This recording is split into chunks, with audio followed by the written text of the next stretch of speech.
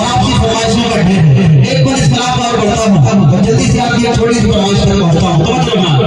कि अल्लाह की सदा जो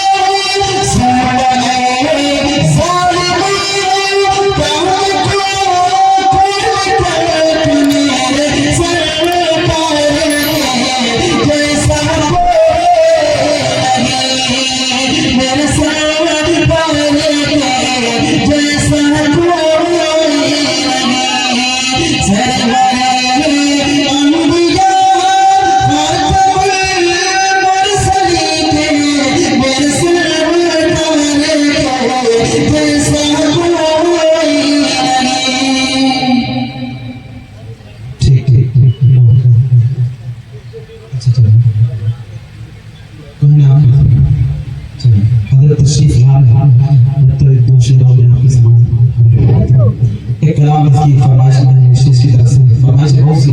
बाद में मौका होगा इंशाल्लाह पढ़ दूंगा अभी मैं भी यही हूं आप भी एक बगल दो तीन शब्द इसी पढ़ता हूं बहुत सुंदर सुने कि ऐसा वो जते बा में तेरा गजल ऐसा वो जते बा में तेरा गजल कहना